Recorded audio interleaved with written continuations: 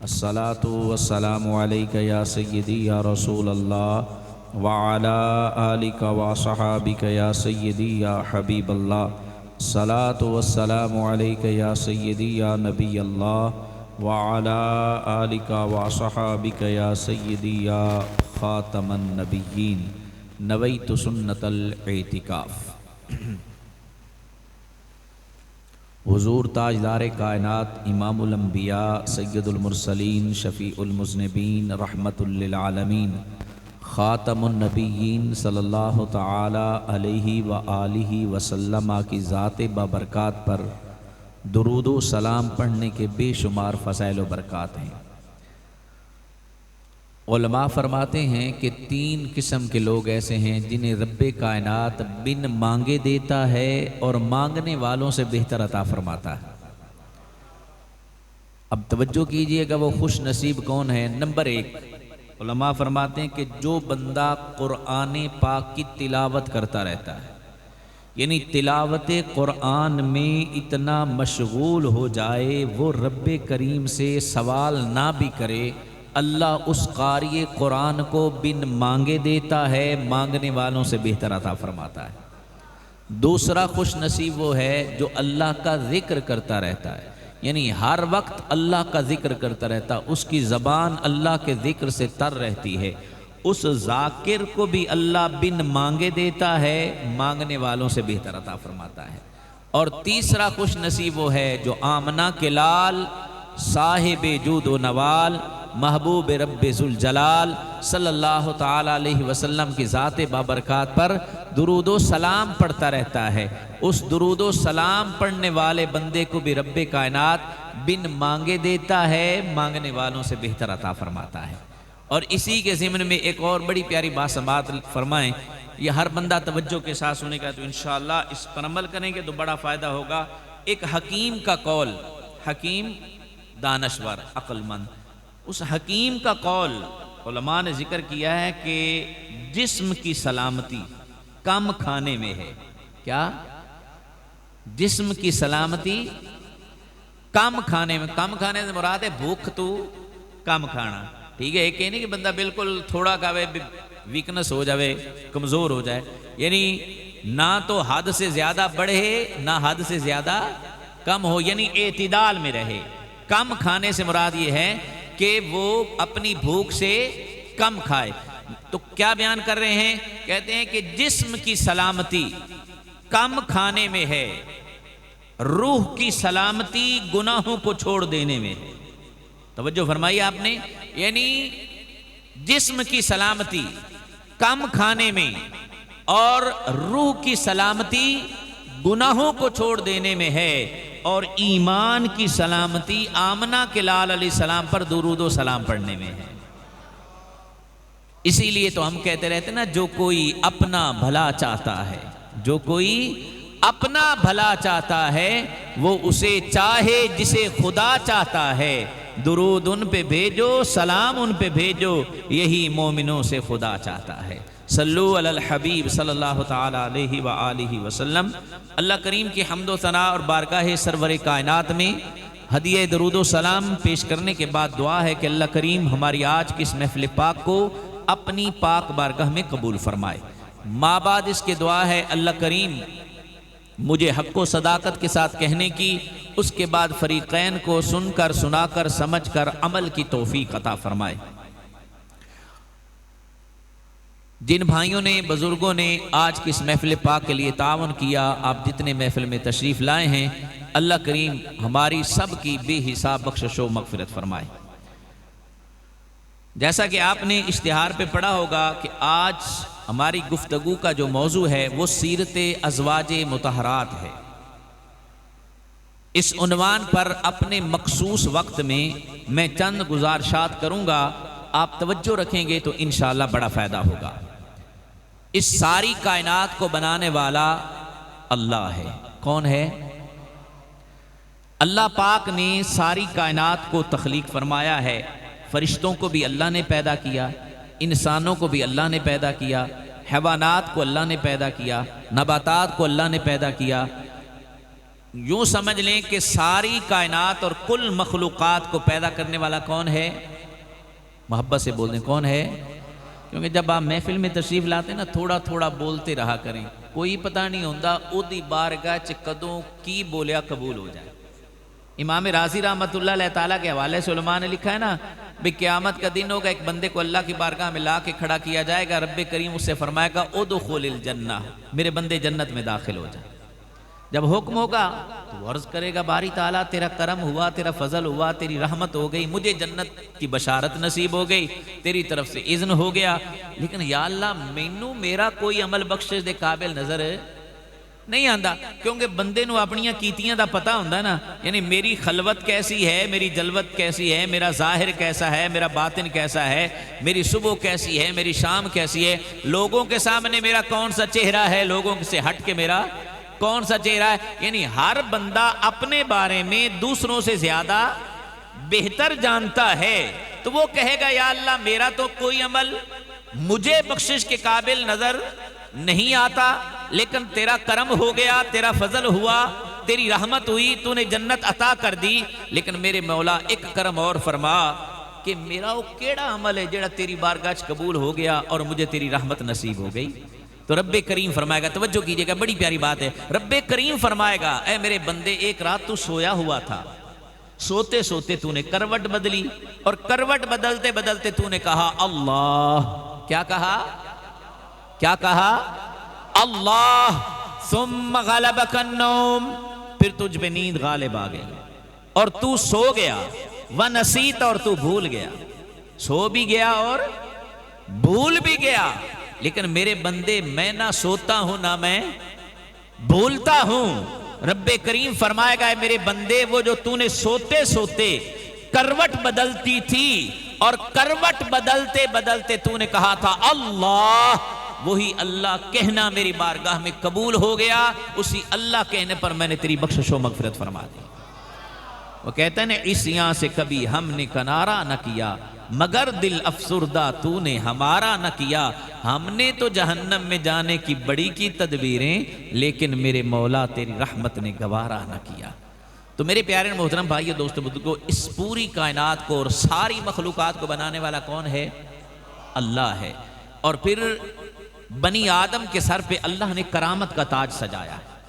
اب آپ دیکھیں ایک اللہ کا قانون ہے، ایک اللہ کی قدرت ہے۔ اللہ پاک نے حضرت سیدنا آدم علیہ السلام کو خلق کیا، نہ باپ تھا نہ ماں تھی، یعنی آدم علیہ السلام کو اللہ نے اپنی قدرت کاملہ سے خلق کیا۔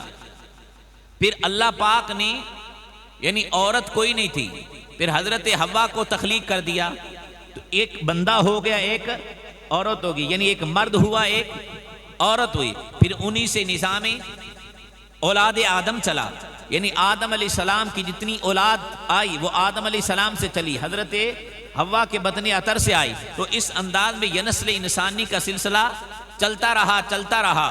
پھر رب کریم نے اپنی قدرت کا ایک اور مظہر دکھایا، جب حضرت سیدہ طیبہ طاہرہ مریم رضی اللہ تعالی عنہا کے پاس اللہ نے جبریل کو بھیجا، اور اللہ کی طرف سے پیغام لے کے جبریل آئے، اللہ کریم نے حضرت مریم کو بغیر شوہر کے حضرت عیسیٰ جیسا پاکیزہ بیٹا عطا فرمایا۔ یہ اللہ پاک کی قدرت ہے، یعنی آدم علیہ السلام کی تخلیق بھی اللہ کی قدرت ہے، حضرت حوا کی تخلیق بھی اللہ کی قدرت ہے، اور حضرت عیسیٰ کی تخلیق بھی اللہ کی قدرت ہے، لیکن باقی جتنے انسان دنیا میں پیدا ہو رہے ہیں یا ہوں گے وہ اللہ تبارک و تعالیٰ کے قانون کے تحت پیدا ہوں گے، یعنی ایک مرد ہوگا ایک عورت ہوگی، جب ان دونوں کا ملاپ ہوگا تو اس صورت میں نسل انسانی کی آگے جو ہے وہ نسل انسانی چلے گی اور اس کی گروتھ ہوگی اور اس طرح افزائش نسل ہوگی۔ میرے پیارے محترم بھائیو دوستو بزرگو، اللہ کریم نے قرآن مجید برہان رشید میں مرد و عورت دونوں کو بہت سارے مقامات پر اکٹھا بیان کیا ہے، اور اس حوالے سے یہ بات بھی ہمیں اپنے پیش نظر رکھنی چاہیے کہ اسلام نے عورت کو کتنا عظیم مقام عطا کیا ہے کہ جہاں رب کریم نے مرد کا ذکر کیا وہاں عورت کا ذکر بھی کیا۔ جیسے اللہ کریم نے ارشاد فرمایا یا ایھا الناس انا خلقناکم من ذکر و انثی، اے لوگو ہم نے تمہیں کیا کیا؟ مرد اور عورت خلق کیا. وَجَعَلْنَاكُمْ شُعُوبًا وَقَبَائِلَ، پھر تمہارے قبیلے بنا دیے. کیوں بنائے؟ لِتَعَارَفُوا إِنَّ أَكْرَمَكُمْ عِندَ اللَّهِ أَتْقَاكُمْ، کہ اللہ کی بارگاہ میں تم میں سب سے زیادہ مکرم وہ بنے گا جو زیادہ صاحب تقوی ہوگا. کون ہوگا؟ اگر تقوی والی عورت ہوگی وہ اللہ کی بارگاہ میں مکرم ہوگی، اگر تقوی والا مرد ہوگا وہ اللہ کی بارگاہ میں مکرم ہوگا. اسی طرح خالق کائنات نے ایک اور مقام پہ فرمایا من عمل صالحا من ذکر و انثی، اللہ کریم نے فرمایا کہ جو نیک عمل کرے وہ مرد ہو یا عورت ہو، فَلَنُحْيِيَنَّهُ حَيَاةً طَيِّبَةً، اللہ فرماتا ہے ہم انہیں پاکیزہ زندگی عطا فرمائیں گے. تو گویا یہ بات ہمیں اپنے پیش نظر رکھنی چاہیے. بہت سارے معاملات میں رب کائنات نے مرد و عورت کا اکٹھا ذکر کیا، اور پھر اس اعتبار سے یہ بات بھی بڑی پیاری ہے کہ آقا دو جہاں صلی اللہ علیہ وسلم نے عورتوں کے حوالے سے بہت ساری احادیث حضور نے بیان فرمائی. جیسا کہ حدیث پاک کا مضمون ہے، میرے اور آپ کے کریم نبی علیہ السلام نے فرمایا جیڑے بندے نو 4 چیزاں عطا کیتیاں گئیاں. کتنی؟ 4 چیزیں عطا کی گئیں، اسے دنیا و آخرت کی بھلائی عطا کی گئی. کون کون سی؟ فرمایا مفہوم روایت یہ ہے جس کو زبان ذکر والی دی گئی. کیا؟ زبان ذکر والی دی گئی، دل شکر والا دیا گیا، بدن صبر کرنے والا دیا گیا، اور ایسی عورت عطا کی گئی، یعنی ایسی بیوی عطا کی گئی جو اپنی عزت کی حفاظت بھی کرے، اپنے شوہر کے مال میں خیانت بھی نہ کرے. یہ مفہوم روایت میں نے آپ کے سامنے رکھا. یعنی جہاں بندے کی خوش بختی اور مرد کی خوش بختی اور دارین کی سعادتوں کی بات کی، وہاں نبی علیہ السلام نے جہاں خدا کے ذکر کی بات کی، اللہ کے شکر کی بات کی، بندے کے صبر کی بات کی، وہیں پیارے آقا علیہ السلام نے عورت کا ذکر فرمایا. کس کا ذکر فرمایا؟ عورت کا ذکر فرمایا کہ عورت ایسی نصیب ہو جائے جو اپنی عزت کی حفاظت کرنے والی بھی ہو اور اپنے شوہر کے مال کو ضائع کرنے والی بھی نہ ہو. اور اس کو اگر آپ دوسرے زاویہ سے دیکھ لیں، یہ بڑی پیاری بات ہے. نبی پاک علیہ السلام نے فرمایا کہ جو عورت 5 وقت کی نماز پڑھے، رمضان کے روزے رکھے، اپنی عزت کی حفاظت کرے، اپنے شوہر کی اطاعت کرے. کتنی باتیں فرمائیں؟ 4. یعنی 5 وقت کی نماز پڑھے، رمضان کے روزے رکھے، اپنی عزت کی حفاظت کرے، اپنے شوہر کی اطاعت کرے. آمنہ کے لال علیہ السلام نے فرمایا جس کا مفہوم یہ ہے کل قیامت کے دن اس عورت کے لیے جنت کے 8 دروازے کھلے ہوں گے، جس دروازے سے چاہے وہ جنت میں داخل ہو جائے. تو میرے پیارے محترم بھائیو دوستو بزرگو، قرآن میں بھی عورت کا ذکر آیا اور آقا کے فرامین میں بھی عورت کا ذکر آیا. اور اسی سے ہم اپنی یہ تمہیدن میں نے چند باتیں آپ کے سامنے ذکر کی، اپنے عنوان کی طرف جانا چاہتا ہوں. توجہ کیجئے گا.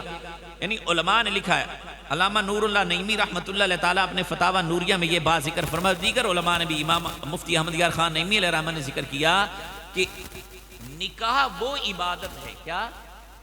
نکاح وہ عبادت ہے جو جناب آدم علیہ السلام کے زمانہ پاک سے جاری ہے اور قیامت تک جاری رہے گی، اور قیامت کے بعد نکاح کرنا جنت میں بھی جاری رہے گا. کیا؟ جنت میں بھی جاری رہے گا نکاح. تو میرے پیارے محترم بھائیو دوستو بزرگو، مرد عورت سے نکاح کرتے آئے ہیں. آدم پاک سے یہ سسٹم شروع ہوا اور یہ قیامت تک نظام چلتا رہے گا. لیکن وہ عورتیں کتنی مقدر والی ہوں گی جو آقا دو جہاں سرور کون و مکان صلی اللہ علیہ وسلم کے نکاح پاک میں آئی ہیں. وہ عورتیں کتنے نصیب والی ہوں گی جو حضور صلی اللہ علیہ وسلم کے نکاح پاک میں آئیں، جنہیں حضور نے اپنا حرم بنایا، جنہیں آقا علیہ السلام نے اپنی زوجیت میں لیا.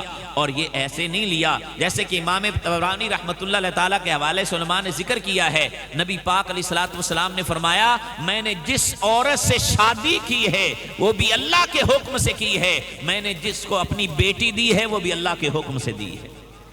گویا نبی پاک صلی اللہ علیہ وسلم نے جتنی بھی حضور کی ازواج مطہرات ہیں ان سب سے حضور نے نکاح کیا ہے تو اللہ کے اذن سے کیا ہے. اور قرآن مجید برہان رشید میں خالق کائنات جل جلالہ نے ان پاک بیبیوں کی عظمت و شان کو بیان فرمایا ہے۔ اب اس حوالے سے یہ بات بڑی توجہ طلب ہے، عورت کے لیے یہ بڑی فخر کی بات ہوتی ہے کہ جب اسے اچھا شوہر مل جائے۔ کچھ جو دینی ذہن رکھنے والی ہیں وہ دین کے اعتبار سے دیکھتی ہیں، جو دنیاوی ذہن کی ہوتی ہیں وہ دنیاوی اعتبار سے دیکھتی ہیں۔ یعنی اگر دین کی بات کریں تو کوئی عورت کہتی ہے میری شادی حافظ قرآن سے ہو گئی ہے، میری شادی عالم دین سے ہو گئی ہے، میرا شوہر تو مفتی ہے، کوئی کہتی ہے میرا شوہر تو حافظ قرآن ہے، کوئی کہتی ہے میرا شوہر تو عالم ہے، کوئی کہتا ہے میرا شوہر تو جو ہے وہ قاری ہے۔ یہ دینی اعتبار سے ہے۔ اگر دنیاوی اعتبار سے دیکھیں تو کچھ عورتیں اس بات پہ ناز کرتی ہیں میرا شوہر تو جو ہے وہ بہت بڑا افسر ہے، وہ جی ایم میں ہے مل کا،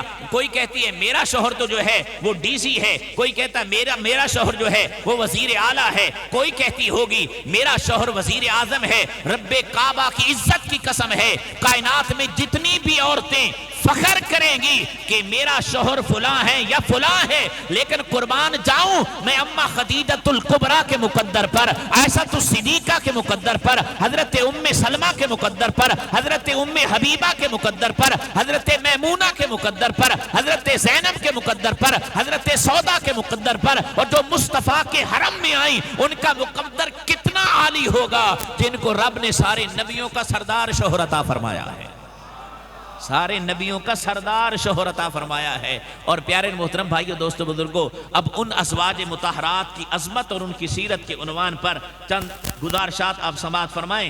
اللہ کریم نے نبی پاک صاحب لولاق علیہ السلام کی نسبت کی خیرات انہیں یہ عطا فرمائی کہ انہیں زمانے کی ساری عورتوں سے اعلیٰ مقام عطا کیا ہے۔ قبلہ تشریف فرمائیں، آپ بھی باشعور بیٹھے ہیں۔ آپ دیکھیں، ایک چیز ہوتی ہے نسبت میں، جزاک اللہ، نسبت میں دو چیزیں ہوتی ہیں، ایک ہوتا ہے منسوب، ایک ہوتا ہے منسوب الیہ۔ منسوب کہتے ہیں جس کی نسبت کی جائے، منسوب کہتے ہیں جس کی طرف نسبت کی جائے، اور یہ ایک مسلم ضابطہ ہے کہ منسوب الیہ جتنا اعلیٰ ہوگا منسوب کی عزت بھی اتنی زیادہ ہوگی۔ اب اس کو آپ اس مثال سے سمجھ لیں، جیسے ہم کہتے ہیں نا امت مصطفیٰ، کیا کہتے ہیں؟ اب اس میں مصطفیٰ کریم علیہ السلام منسوب الیہ ہیں، اور امت کیا ہے؟ یعنی امت حضور کی طرف منسوب ہو گئی، یعنی امت کی نسبت مصطفیٰ سے ہو گئی، اور اللہ نے سارے نبیوں کی امت میں سے حضور کی امت کو اعلیٰ مقام عطا فرما دیا۔ اصحاب رسول، نبیوں کے اور بھی اصحاب ہیں، لیکن اللہ کی عزت کی قسم ہے جو رتبہ رب نے محمد کریم کے اصحاب کو عطا کیا ہے وہ کسی اور کے حصے میں نہیں آیا۔ آل اور نبیوں کی بھی ہے، لیکن جو رتبہ آل محمد مصطفیٰ کا ہے وہ کسی اور نبی کی آل کا نہیں ہے۔ اسی طرح گھر گھر میں ازواج ہوتی ہیں، زوجہ ہوتی ہے، بیویاں ہوتی ہیں، سارے زمانے کی بیویاں مل جائیں پھر بھی وہ محمد کریم کی بیویوں کا مقابلہ نہیں کر سکتی، کیونکہ انہیں مصطفیٰ کی زوجیت کا شرف نصیب ہوا ہے۔ اللہ اکبر، یا رسول اللہ صلی اللہ علیہ وسلم، یا نبی رسول۔ اب آپ دیکھیے اللہ کریم نے ان کو کتنا اونچا رتبہ عطا فرمایا۔ خالق کائنات نے قرآن میں ارشاد فرمایا النبی اولا بالمؤمنین من انفسہم وازواجہ امہاتہم۔ اب ٹائٹل دیکھیں، سٹیٹس دیکھیں، اللہ کریم نے قرآن میں فرمایا میرا محبوب مومنوں کی جانوں سے زیادہ ان کا حقدار ہے، ان کا مالک و مختار ہے۔ میرا حبیب مومنوں کی جانوں سے زیادہ ان کے قریب ہے، میرا حبیب مومنوں کی جانوں سے زیادہ ان کا خیر خواہ ہے۔ اب اس پر ایک بڑی پیاری بات سماعت فرما لیں۔ دیکھیں انسان کا نفس ہے نا، قرآن کہتا ہے فَأَلْهَمَهَا فُجُورَهَا وَتَقْوَاهَا، یعنی انسان کے نفس میں اللہ نے شر بھی رکھا ہے، خیر بھی رکھا ہے۔ یعنی اگر شر آ جائے تو انسان مقام انسانیت سے گر جاتا ہے، اور اگر اس کے نفس میں خیر آ جائے تو وہ فرشتوں سے بھی اعلیٰ ہو جاتا ہے۔ لیکن اب انسان کے نفس میں خیر بھی ہے اور شر بھی ہے، لیکن مصطفیٰ کی ذات سے جو بندہ مومن کا تعلق ہے اس میں خیر ہی خیر ہے۔ کیا ہے؟ خیر ہی خیر ہے۔ اس لیے قرآن کا النبی اولا بالمؤمنین من انفسہم، مومن کی جان اس کی اتنی خیر خواہ نہیں ہے جتنا آمنہ کلال اپنے غلام کا خیر خواہ ہے۔ تو میرے پیارے محترم بھائیو دوستو بزرگو، یہاں پر یعنی نبی پاک صلی اللہ علیہ وسلم کی محبت کا بیان فرمایا گیا، یعنی ایمان اسی کا معتبر ہوگا جس کے سینے میں عشق رسالت مآب ہوگا۔ اور پھر اگلی بات اور بڑی پیاری ہے، وہ کیا فرمایا؟ وَأَزْوَاجُهُ أُمَّهَاتُهُمْ، یہ جو میرا محبوب ہے نا، ان کی جتنی بیویاں ہیں وہ ساری کی ساری مومنوں کی ماں ہیں۔ کیا ہیں؟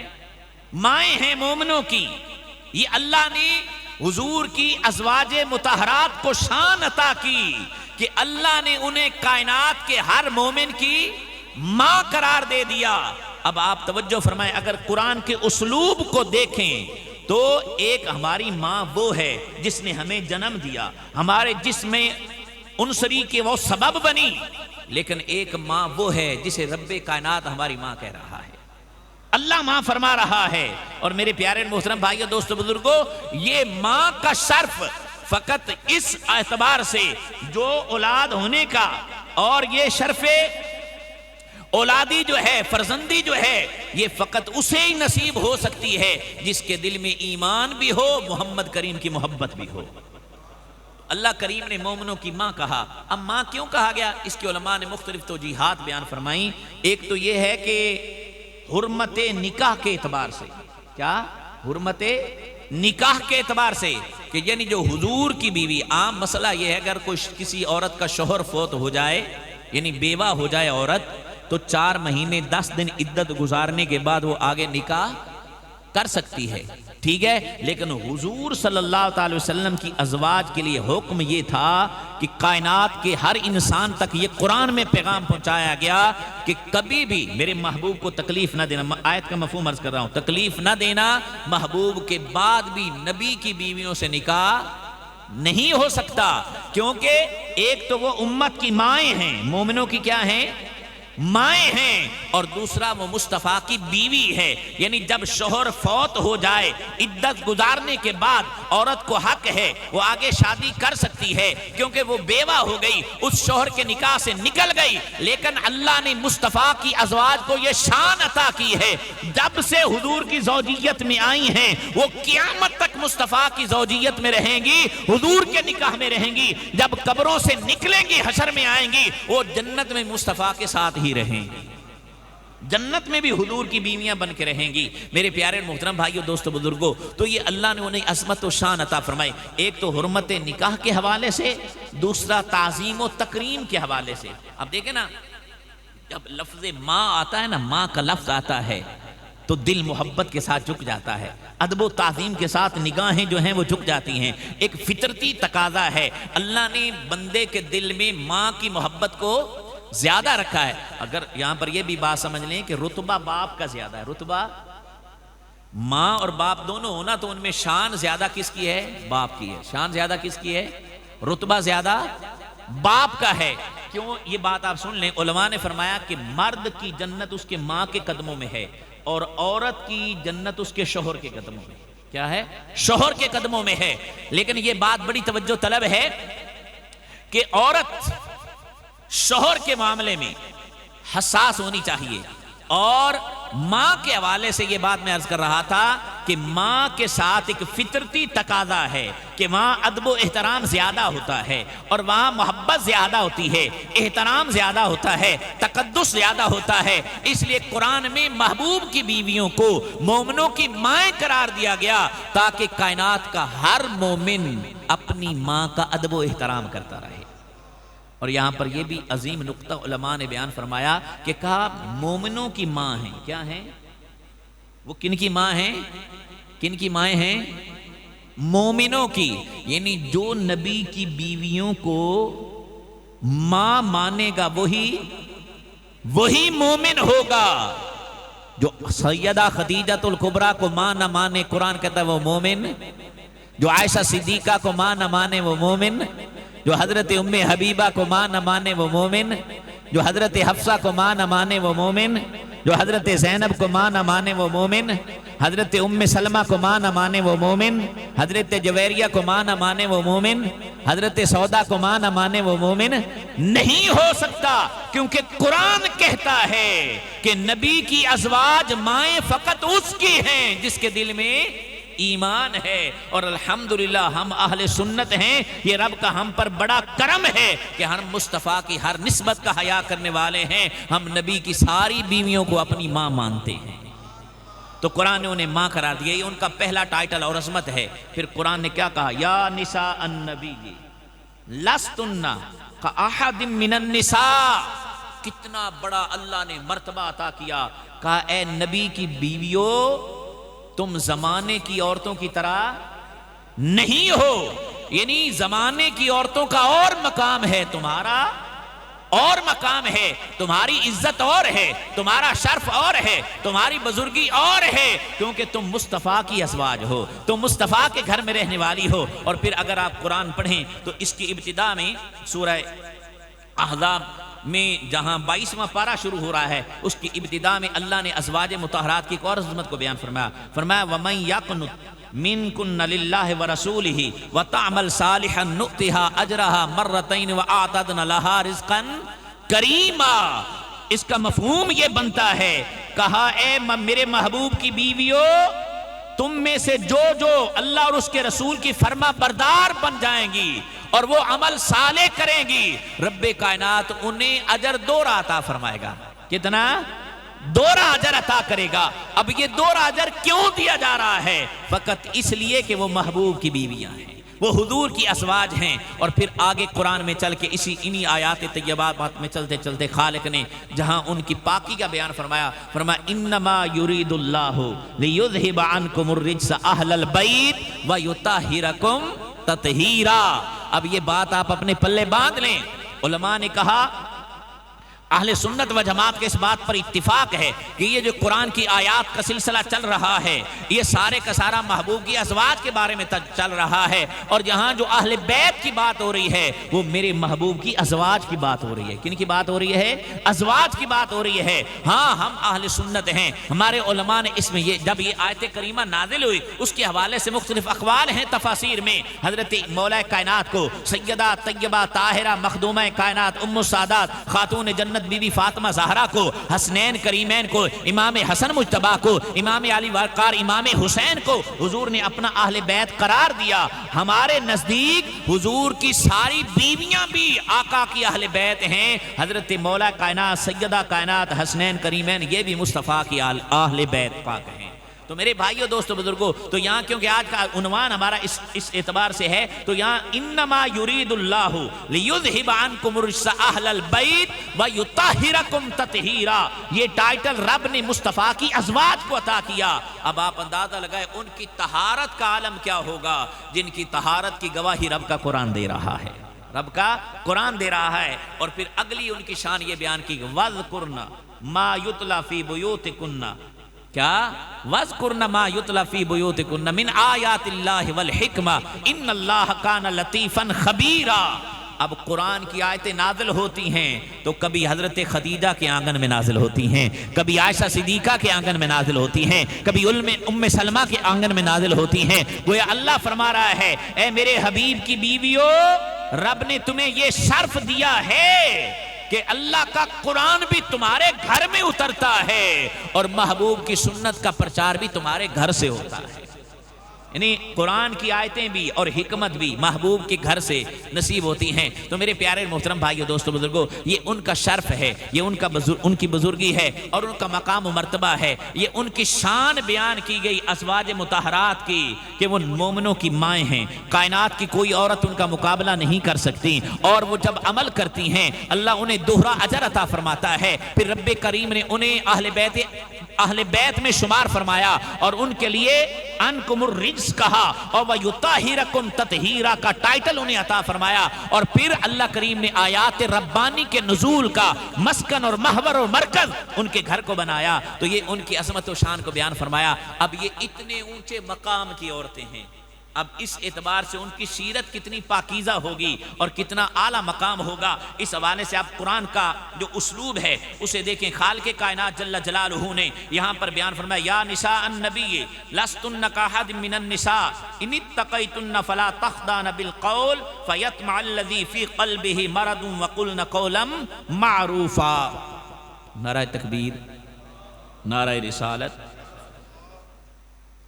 نعرہ تحقیق، نعرہ حیدری، نعرہ غوثیہ، علماء اہل سنت۔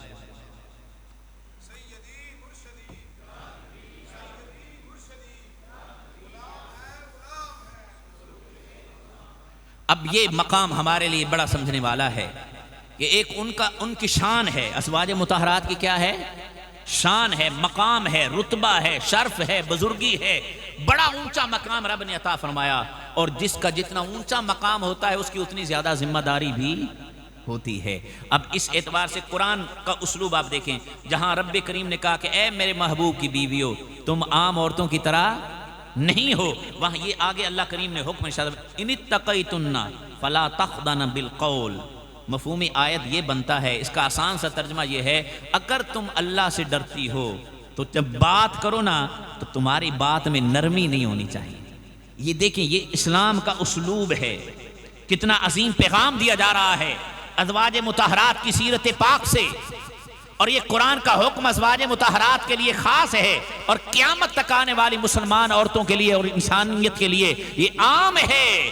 بات کیا بیان کی جا رہی ہے؟ کیونکہ اسلام عورت کی عزت کا محافظ ہے، عورت کی تقدس کا محافظ ہے، عورت کی عزت و عظمت کا محافظ ہے، اس لیے اسلام یہ چاہتا ہے ہر اس برائی کا دروازہ بند کر دیا جائے جس کے بعد وہ برائی رونما ہوتی ہے، کیونکہ کبھی آنکھ بہکتی ہے، پھر دل بہکتا ہے، پھر نفس بہک جاتا ہے، کبھی نرم اور لہجہ جو ہے وہ بندے کو عورت کی طرف متوجہ کرتا ہے۔ قرآن میں یہی بیان کیا جا رہا ہے، اے میرے نبی کی بیویو اگر تم اللہ سے ڈرتی ہو تو نرم و نازک لہجے میں بات نہ کرو۔ ہو سکتا ہے کسی کمینے کے دل میں، جس کے دل میں مرد ہے، اس کے دل میں کوئی اور خیال آئے، جب بھی کوئی بات کہو تو معروف بات کہہ دو، لیکن آواز تمہاری نرم نہیں ہونی چاہیے، لہجے میں رکت نہیں ہونی چاہیے۔ آج تو ہمارے ہاں معاذ اللہ ثم معاذ اللہ عورتوں کو باقاعدہ ٹریننگ دی جاتی ہے کہ بندے کو کس طرف اپنی طرف متوجہ کرنا ہے۔ یہ بھی امت مسلمہ کی زبوں حالی ہے۔ میرے پیارے محترم بھائیو، دوستو، بزرگوں،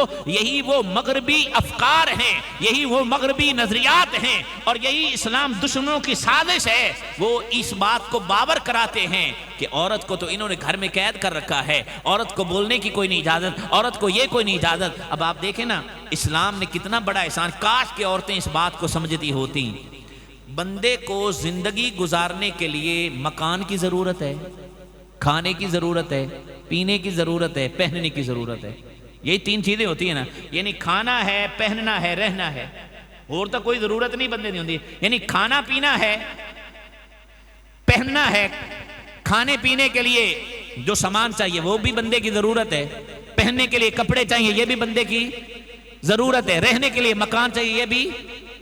اب عورت پر کتنا بڑا احسان ہے، علماء تشریف فرما ہے، یہ جتنا بھی جس کو ہم نان و نفقہ اور سکنا کہتے ہیں نا، فقہ کی اصطلاح میں جب عورت شادی کرتی ہے تو اس کا نان و نفقہ اور اس کا سکنا جو ہوتا ہے، اس کی رہائش، اس کا کھانا پینا، اس کے لباس کا انتظام عورت کے ذمے باقی نہیں رہتا، اس کے شوہر کے ذمے ہو جاتا ہے۔ کس کے ذمے ہو جاتا ہے؟ شوہر کے ذمے ہو جاتا ہے۔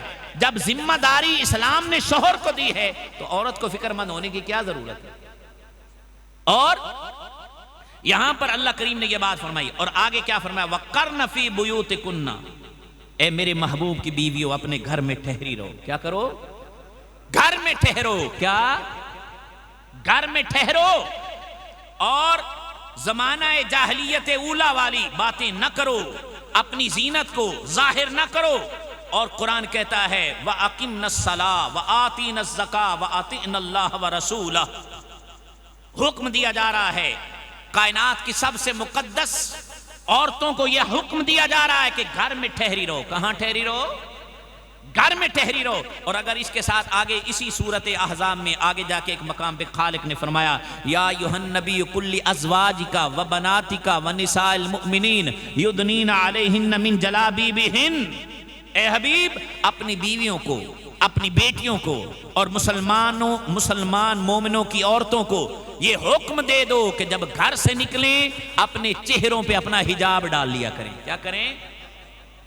اب آپ دیکھیں، یہ اسلام کا، کاش کہ آج کی عورت اسلام کا مزاج سمجھتی اور ہم بھی اسلام کو سمجھتے۔ میرے بھائیو، دوستو، بزرگو، اس وقت جو بہت بڑا فتنہ امت میں رائج کیا گیا، اور اس وقت امت کی زبوں حالی میں جس کا بہت بڑا کردار ہے، وہ بے پردگی ہے، بے حیائی ہے۔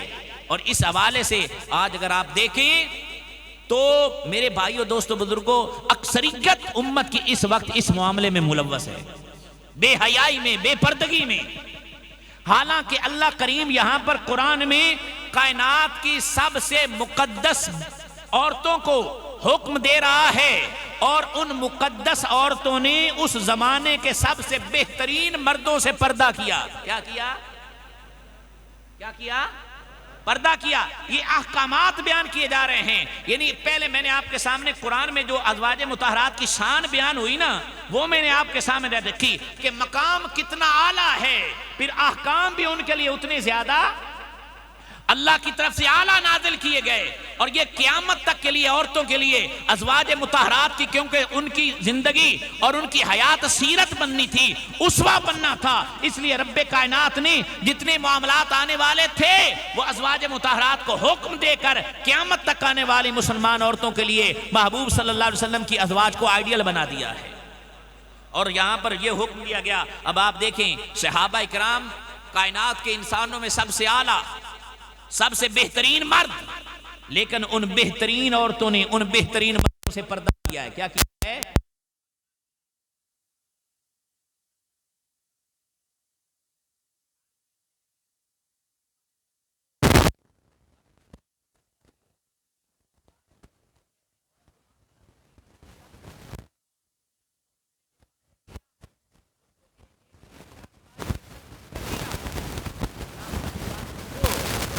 دیکھیں نا، کوئی قیمتی چیز ہوتی ہے نا، اس کو سنبھال کے رکھا جاتا ہے۔ کیا کیا جاتا ہے؟ اب سونا آپ کچن میں نہیں رکھتے، آپ کے پاس اگر ڈائمنڈ ہے تو آپ اس کو باہر گیراج میں جہاں گاڑی کھڑی ہوتی ہے یا اسکوٹر کھڑا ہوتا ہے وہاں کہاں سنبھال کے رکھتے ہیں؟ اندر سنبھال کے رکھتے ہیں، بڑی حفاظت کے ساتھ رکھتے ہیں۔ کاش کہ آج کی عورت اسلام کے اس عظیم نظام کو سمجھتی اور اسلام کے مزاج کو سمجھتی کہ عورت کو اللہ کریم چاہتا ہے کہ وہ محفوظ رہے، اس کا تحفظ ہو، اسلام چاہتا ہے۔ عورت بڑی عظیم اور بڑی قیمتی چیز ہے تاکہ اس کو پردے میں رکھا جائے، اور جو پردے میں چیز آتی ہے وہ بیکار نہیں ہوتی، وہ عظمت و شان والی ہوتی ہے۔ اب اس پر علماء نے ایک بڑی پیاری بات فرمائی۔ اب دیکھیں کتابیں تو گھر میں بھی ہوتی ہیں، انگلش بھی ہوگی، فزکس بھی ہوگی، کیمسٹری بھی ہوگی، میتھ کی بھی ہوگی، واقفیت عامہ کی ہوگی، بڑی کتابیں ہوتی ہیں، لیکن خلاف صرف کس پہ چڑھتا ہے؟ خلاف کس پہ چڑھتا ہے؟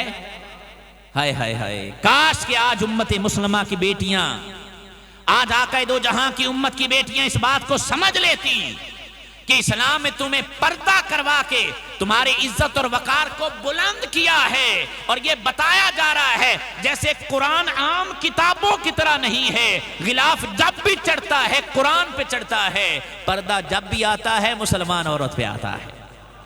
تو یہ تو ایک امتیاز تھا، یہ ایک شان تھی، یہ ایک شرف تھا، لیکن جس کو ہم نے بھلا دیا۔ میرے پیارے محترم بھائیو دوستو بزرگو، اس زاویہ میں اگر ہم ازواج مطہرات کی حیات طیبہ کو دیکھیں، یہ وَقَرْنَ فِي بُيُوتِكُنَّ کے تحت علماء نے لکھا حضرت سودا رضی اللہ تعالیٰ عنہ، یہ اپنے گھر میں نبی پاک صلی اللہ علیہ وسلم کا جب وصال ہو گیا تو گھر میں ٹھہری رہی۔ کیا کیا؟ گھر میں رہتی تھی، باہر نکلتی ہی نہیں تھی۔ ان کے پاس حاضر ہوئے، کہا اے ام المومنین آپ گھر سے باہر کیوں نہیں آتی؟ عمرہ کوئی نہیں کرتی، حج کوئی نہیں کرتی؟ کہا میں نے حج بھی کر لیا، عمرہ بھی کر لیا۔ اب توجہ کیجئے کہ بڑی پیاری بات ہے، کہ عمرہ بھی کر لیا، حج بھی کر لیا ہے، مجھے قرآن نے کہا ہے وَقَرْنَ فِي بُيُوتِكُنَّ، اے نبی کی بیویوں گھر میں ٹھہری رہو۔ کہاں ٹھہری رہو؟ گھر میں ٹھہری رہو۔ حضرت سودا رضی اللہ تعالیٰ نے فرماتی ہیں تم مجھے کہتے ہو باہر نکلو، قرآن کہتا ہے گھر میں ٹھہری رہو، میں تمہاری مانوں یا قرآن کی مانوں؟ اب سودا کا جنازہ ہی گھر سے نکلے گا، اس سے پہلے سودا گھر سے نہیں نکلے گی۔ اور علماء نے لکھا ہے حضرت سودا رضی اللہ تعالیٰ عنہ کا اسی وقت گھر سے نکلنا ہوا جب آپ کا جنازہ اٹھایا گیا۔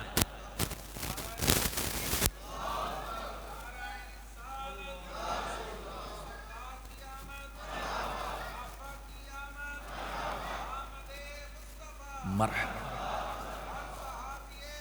جنتی جنتی سب سے آخری نبی۔ اب آپ دیکھیں پردے کے حوالے तमाम था। हजरत उम्मुल मोमिनीन उम्मे सलमा रदी अल्लाह ताला ने फरमाती, मैं और हजरत मैमूना दोनों हुजूर की बारगाह में हाजिर थी। इतने में हुजूर के एक सहाबी हजरत अब्दुल्ला इब्ने उम्मे मक्तूम रदी अल्लाह ताला, नाबीना सहाबी थे। कौन थे? नाबीना थे। वो हाजिर हुए बारगाह रिसालत में।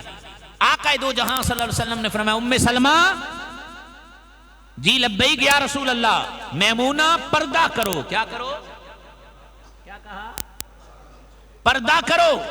अर्ज करने लगी हजरत उम्मे सलमा, कहते अलैसा आमा, या रसूलल्लाह क्या अब्दुल्ला इब्ने मक्तूम नाबीना नहीं है? उन्हें तो या रसूलल्लाह नजर ही कोई नहीं आता, वो तो नाबीना है। महबूब करीम ने क्या फरमाया? फरमाया वो तो तुम्हें तो नजर आता है। अब यहां पर ये बात भी समझ लें, हमारे कुछ रोशन ख्याल ये कहते हैं पर्दा दिल का होता है। किसका होता है? पर्दा किसका होता है? ये पता नहीं कहां से पर्दा निकाल लिया। अगर पर्दा दिल का होता, जमाने की सबसे बेहतरीन और अजीम तरीन औरतों को रब्बे कायनात ने पर्दे का हुक्म क्यों दिया? अब आप देखिए, सहाबी रसूल हैं और नाबीना हैं। क्या हैं? नाबीना हैं। वो बारगाह रिसालत में आए, हुजूर फिर भी फरमा रहे हैं अपनी अज़वाज से कि पर्दा करो। क्या करो? पर्दा करो। और पर्दे की अहमियत को इस बात से समझ लेना चाहिए मेरे प्यारे और मोहतरम भाइयों, दोस्तों, बुजुर्गों, जब औरत बेहिजाब हो के निकलती है, शैतान उसे घूरता है। क्या है?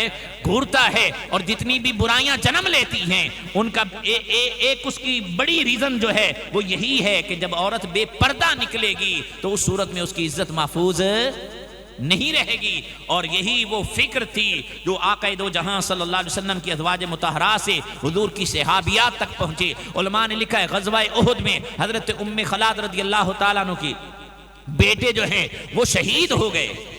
जवान बेटा शहीद हो गया। जब पता चला तो आप बापर्दा होके आई। किसी ने कह दिया, उम्मे खलाद तेरा बेटा मर गया तो अब भी पर्दे में आ रही है। क्या जवाब दिया? मफ़हूम रिवायत यह है, फरमाया मेरा बेटा मरा है, मेरी हया नहीं मरी। ये वो फिक्र थी, ये वो सोच थी।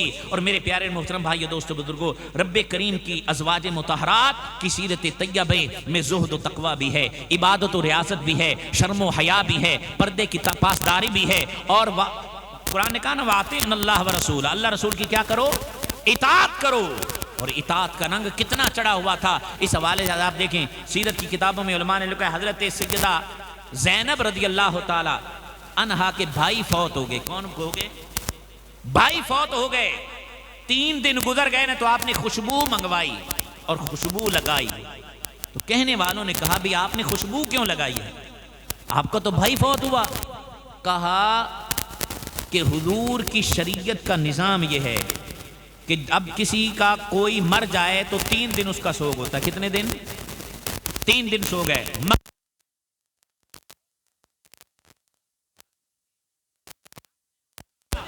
लेकिन मेरे भाइयों, दोस्तों, बुजुर्गों, हजरत ज़ैनब कहती हैं मुझे खुशबू की जरूरत न थी, लेकिन जो आका का फरमान था मैं उस फरमान पे अमल करने के लिए खुशबू लगा रही हूं। यानी कोई ये ना समझे कि 3 दिन गुजर गए अभी भी ये सोग में बैठी हैं। नहीं, सोग सिर्फ 3 दिन था। ये मैं अल्लाह के रसूल सल्लल्लाहु अलैहि वसल्लम की लाई हुई शरीयत पे अमल कर रही हूं। और इसी ज़िमन में उनका हुजूर सल्लल्लाहु अलैहि वसल्लम की इताअत व इत्तिबा में जो फ़राइज़ व वाजिबात थे तो उन पर तो अमल होता ही होता था, लेकिन मुस्तहब्बात पर कितना अमल था। और ये सीरत कितनी हसीन है। हजरत उम्मुल मोमिनीन हजरत आयशा सिद्दीक़ा रज़ी अल्लाह ताला अन्हा अर्ज करती हैं, या रसूल अल्लाह सल्लल्लाहु अलैहि वसल्लम आप दुआ कर दें मैं जन्नत में भी आपकी रफ़ीका हयात बन के रहूं। नबी पाक सल्लल्लाहु अलैहि वसल्लम ने फरमाया, ऐ आयशा अगर तू ऐसा चाहती है तो फिर एक काम कर, आज का खाना कल के लिए बचा के न रख। उलमा कहते हैं ये बात हुजूर ने आयशा सिद्दीक़ा रज़ियल्लाहु ताला ने से फरमाई। फरमाते सारी जिंदगी आयशा सिद्दीक़ा ने आज का खाना कल के लिए कभी बचा के नहीं रखा। और प्यारे मोहतरम भाइयों, दोस्तों, बुजुर्गों, रब की राह में सखावत करने के एतबार से हजरत सैयदा सौदा और हजरत सैयदा ज़ैनब और जितनी अज़वाज मुतहरात हैं उनकी जो सीरतों में उलमा ने बयान फरमाया है, अल्लाह की राह में खर्च करने का कितना ज़हन था। और अल्लाह की राह में माल देने के हवाले से कुरान ने बार बार तरगीब दिलाई, हुजूर ने तरगीब दिलाई। हजरत उम्मुल मोमिनीन आयशा सिद्दीक़ा रज़ियल्लाहु ताला अन्हा के पास बैतुल माल से 80,000 दिरहम आए। कितने? آج کے حساب سے وہ کروڑوں روپے بن جائیں گے. 80,000 درہم آئے. آپ نے اپنی خادمہ سے فرمایا اس کو بانٹ دو. کیا کرو؟ بانٹ دو. سارا دن وہ بٹتا رہا. شام کو حضرت عائشہ صدیقہ روزے سے تھی. کیا تھی؟ روزے سے تھی. اپنی خادمہ سے کہا افطار کے لیے کچھ لاؤ. کہا کچھ بچا ہی کوئی نہیں ہے، سارا کچھ رب کی راہ میں خیرات کر دیا. یہ وہ میرے پیارے محترم بھائیو دوستو بزرگو، اب میں گفتگو اختتام کی طرف لانا چاہتا ہوں. سورہ احزاب میں اگر آپ 21ویں پارے کے آخری رکوع میں پڑھیں نا، وہاں پر بھی ایک بات بڑی پیاری بیان کی گئی، اور یہ قیامت تک آنے والی مومنہ عورتوں کے لیے ایک نظام ترتیب دیا گیا اس انداز میں. فرمایا یا ایھا النبی قل لازواجک ان کنتن تردن الحیاۃ الدنیا وزینتها فتعالین امتعکن واسرحکن سراحا جمیلا. مفہوم آیت یہ بنتا، اللہ نے فرمایا حبیب اس کے شان نزول یہ ہے کہ ازواج مطہرات میں سے کچھ ازواج نے حضور سے مطالبہ کیا بے ہمارا نفقہ بڑھا دیا جائے. کیا کیا جائے؟ کچھ مال کی ڈیمانڈ کی. جب مال بیت اللہ مال میں آنے لگا نا، یعنی فتوحات ہونے لگی، تو انہوں نے عرض کر دی. تو یہ اپنے نان و نفقہ کے بڑھانے کے بعد کی، دنیا کی چیزوں کی طلب کی، تو اللہ نے قرآن نازل کر دیا. کہا اے حبیب اپنی ازواج سے فرما دو اگر تم دنیا چاہتی ہو اور اس کی زینت چاہتی ہو تو ان سے کہہ دو حبیب ہم تمہیں دنیا دے دیتے ہیں اور پھر تمہیں اچھے طریقے سے چھوڑ دیتے ہیں. حضور نے یہ بات فرمائی. یہ جب آیت نازل ہونا، مفسرین نے لکھا سب سے پہلے آپ نے عائشہ صدیقہ سے فرمایا اے عائشہ رب کا یہ حکم نازل ہوا ہے اور تم اس بات میں جلدی نہ کرنا، اپنے والدین سے مشورہ کرنا. کیا کرنا؟ مشورہ کرنا. اگر چاہو تو اللہ رسول کو اختیار کر لو، چاہو تو دنیا کا مال و زر لے لو. حضرت عائشہ صدیقہ رضی اللہ تعالیٰ عنہ کہتی یا رسول اللہ مجھے دنیا کی زینت نہیں چاہیے، مجھے اللہ اور اس کا رسول اور آخرت چاہیے. کیا چاہیے؟ آخرت چاہیے. باقی ازواج مطہرات کے پاس یہ بات بیان کی، انہوں نے بھی اسی چیز کو اختیار کیا کہ ہمیں دنیا کی زینت نہیں چاہیے. علماء نے لکھا ہے اگر حضور چاہتے تو اپنے گھر کو شاہانہ گھر بنا سکتے تھے، لیکن نبی پاک علیہ السلام نے دنیا سے بے رغبتی اختیار کی اور اپنی ازواج مطہرات کو بھی دنیا سے بے رغبتی جو ہے اس کی تعلیم دلوائی اور رب کا حکم نازل ہوا. کیوں؟ اس لیے کہ امہات المومنین ازواج مطہرات قیامت تک آنے والی عورتوں کے لیے، کیونکہ انہوں نے اسوہ بننا تھا، اس لیے یہ بیان کر دیا گیا کہ جب بھی کوئی عورت اپنے شوہر سے دنیا کے معاملے میں مطالبہ کرے تو اپنے شوہر کی جو اس حالت ہے اس حالت کو دیکھتے ہوئے مطالبہ کرے. اور میرے پیارے محترم بھائیو دوستو بزرگو، کیونکہ نبی پاک صلی اللہ علیہ وسلم دنیا سے آپ رغبت نہیں رکھتے تھے، اس لیے اپنی ازواج کی تربیت بھی اس انداز میں فرمائے کہ وہ بھی دنیا سے بے رغبتی اختیار کریں، دنیا کی رغبت نہ رکھیں. اب اس میں ہمارے لیے کیا میسج ہے؟ آج گھروں میں جھگڑے کیوں ہوتے ہیں؟ شوہر بیچارہ کماتا کم ہے، عورت کی ڈیمانڈ. اور عورتوں کے حوالے سے حضور کا ایک فرمان آپ کو سنا دوں. مفہوم روایت یہ ہے کہ آپ نے فرمایا کہ جہنم میں زیادہ عورتیں ہوں. کہا یا رسول اللہ کیوں؟ کہا وہ شوہر کا شکر نہیں کرتی، شکر ادا نہیں کرتی، شوہر کی ناشکری کے حوالے سے جہنم میں جائیں گی. کہا کیوں یا رسول اللہ؟ کہا مفہوم روایت ہے، کہا ساری زندگی شوہر بیچارہ دیندہ رہے نا، کتے ایک باری نہ دے دے میں تے اس گھارے چاہ کے کدی سکھ ویکھے ہی نہیں. یہ مزاج ہے عورت کا. کیا ہے؟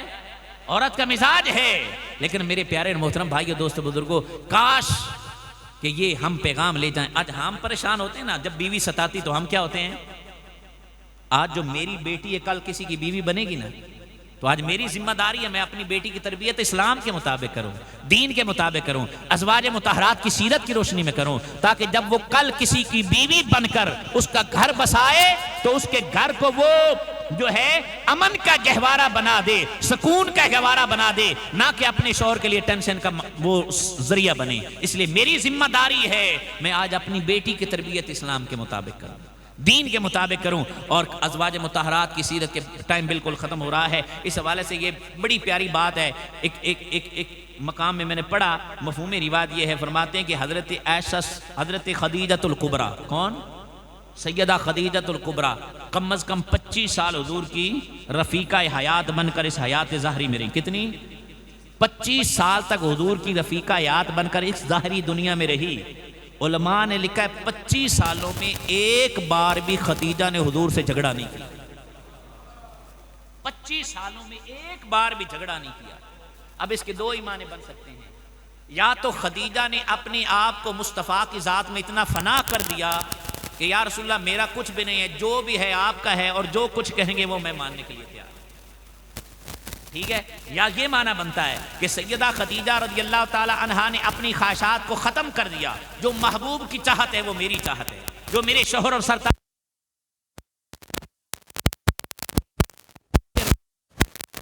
اخلاق اتنی عالی ہیں اور اتنی عظیم ہیں، حضور نے کبھی موقع ہی نہیں دیا کہ خدیجہ کو لڑنے کی نوبت آئے۔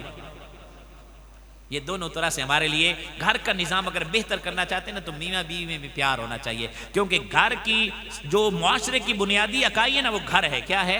گھر ہے، اور گھر کے اہم ترین فرد جو ہیں وہ میاں اور بیوی ہیں، اور انسانیت کا پہلا رشتہ کون سا رشتہ ہے؟ میاں اور آدم اور حوا کا پہلا رشتہ قائم ہوا کون سا رشتہ تھا؟ میاں اور بیوی کا۔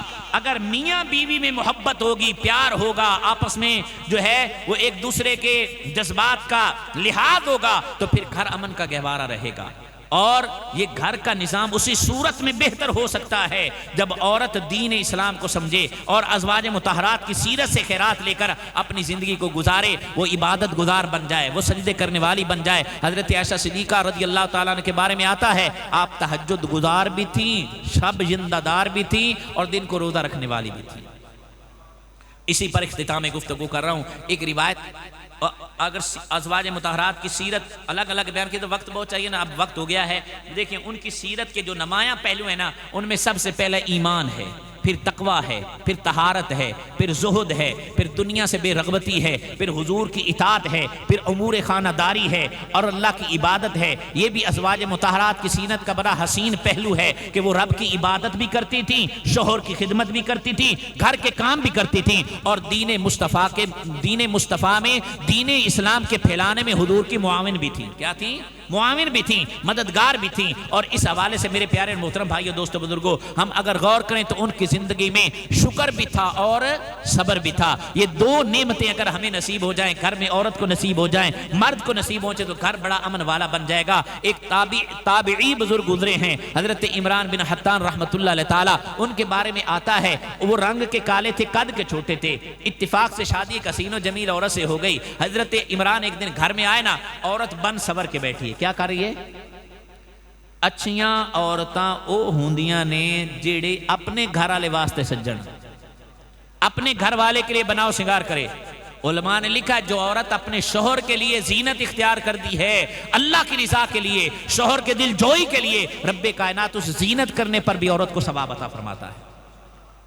عورت کو زینت سے اسلام نہیں روکتا، لیکن زینت کرنی کہاں ہے اسلام یہ بتاتا ہے۔ میرے پیارے محترم بھائیو، دوستو، بزرگوں، تو عورت کو چاہیے، لیکن ہمارا حال بڑا ابتر ہے، گھر میں بس ایسے ویسے رہیں گی، بنے سمر گی، کسی فنکشن تے جانا ہوئے، کسی ولیمے تے جانا ہوئے، کسی پارٹی تے جانا ہوئے، بازار جانا ہو، پھر بڑا میک اپ لگا کے نکلیں گی۔ یہ بھی المیہ ہے، یہ دین سے دوری ہے۔ میرے بھائیو دوست، بار کہ حضرت عمران گھر میں آنا، بیوی بن سمر کے بیٹھی ہے، بیوی شوہر کو تکنے لگی، شوہر بیوی کو تکنے لگا۔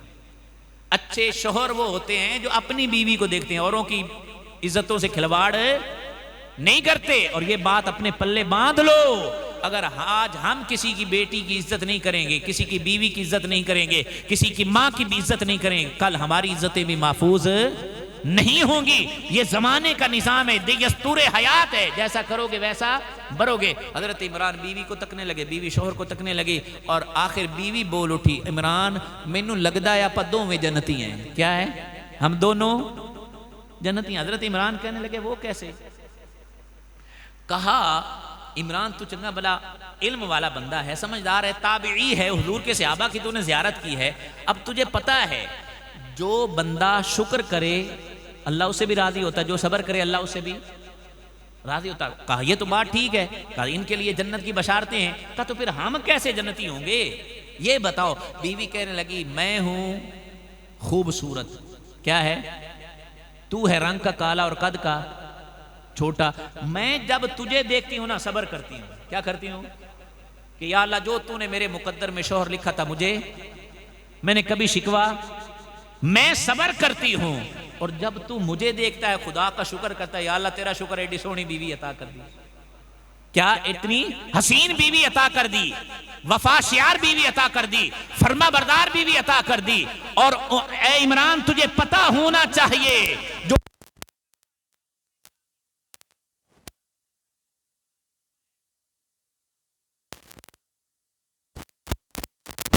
محترم بھائیو دوستو بزرگوں، انسان کی زندگی دو حال سے کسی بھی وقت خالی نہیں رہ سکتی. یا تو بندہ خوش ہوگا یا غم میں ہوگا، یا وہ بیمار ہوگا یا صحت میں ہوگا. اور یہ دو چیزیں اس کے ساتھ ملا لیں، زندگی بالکل خوبصورت ہو جائے گی کہ ہر حال میں رب کا شکر کریں اور صبر کریں. گھروں بیٹی ہے اس کی تربیت اسلام کے مطابق کریں، بیوی ہے